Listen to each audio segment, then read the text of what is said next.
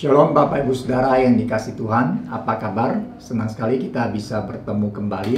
Mari kita bersama-sama merenungkan Mazmur nomor 52. Mazmur ini menceritakan bagaimana pergumulan Daud dan responnya.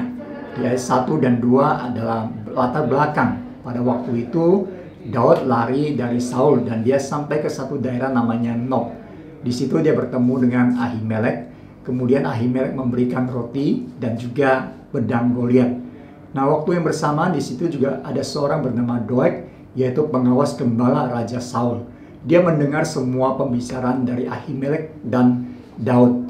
Nah, berapa lama kemudian setelah itu Daud lari kemudian pergi ke tempat yang lain bersama para pengikutnya. Nah, di dalam bagian itu kemudian dalam perjalanan Saul sampai ke Nob dan dia kemudian mempertanyakan apa yang dilakukan Ahimelek. Dan Saul menuntut supaya Ahimelek harus dihukum mati. Ahimelek sempat membela diri, tetapi namanya Raja Saul, dia tetap mengatakan Ahimelek salah telah mendukung Daud. Nah, Daud telah memberontak terhadap Raja Saul. Nah, pada waktu itu Saul memerintahkan supaya bentaranya membunuh Ahimelek dan seluruh keluarganya. Tetapi mereka tidak mau bergerak dan mereka tidak menuruti.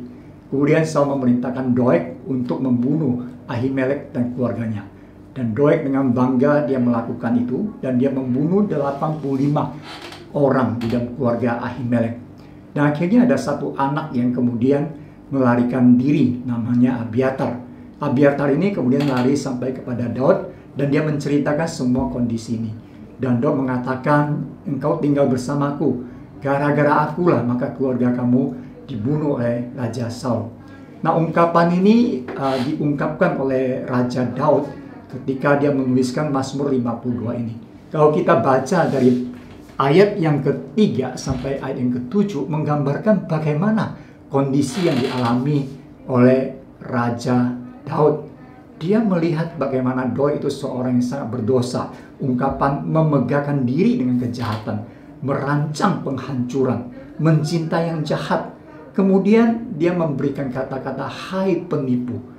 Ini mengungkapkan apa yang dilakukan Doeg itu ada sesuatu yang berdosa, yang salah yang dilakukan oleh orang-orang fasik. Tentu dosa-dosa ini jangan dilakukan. Tapi Doeg mengikuti keinginannya, dia melakukan sesuatu yang jahat sekali. Dia telah membunuh orang-orang yang melayani Tuhan. Walaupun itu diperintah raja. Tetapi apa yang dilakukan Doeg sangat ditentang oleh Raja Daud. Maka di ayat berikutnya ketika dia masuk ke ayat 7 dia mengatakan Allah akan merobohkan, artinya Allah tidak senang dengan hal-hal yang berdosa.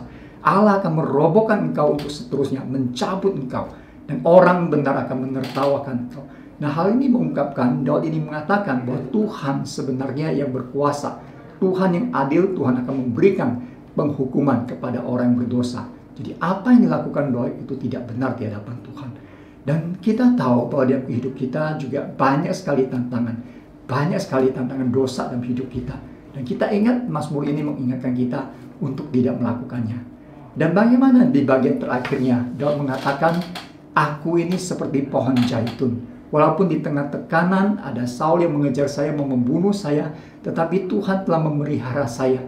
Seperti pohon zaitun yang terus dijaga, dilindungi oleh Tuhan. Di dalam rumah Allah, aku percaya akan kasih setia Allah. Tuhan yang Daud percaya Tuhan yang setia. Kemudian di ayat 11 dia mengatakan, aku hendak bersyukur kepadamu selama-lamanya, sebab engkaulah yang bertindak.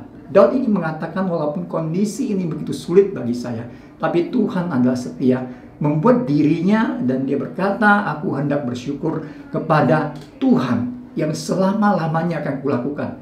Sebab apa? Sebab Tuhan bertindak.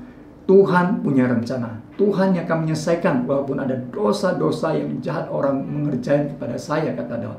Orang tidak senang kepada saya, tapi Tuhan yang bertindak. Nah, Bapak Ibu Saudara dikasih Tuhan, mungkin di dalam hidup kita juga banyak hal yang telah kita alami. Mungkin banyak godaan dosa yang harus kita tinggalkan, harus kita hadapi.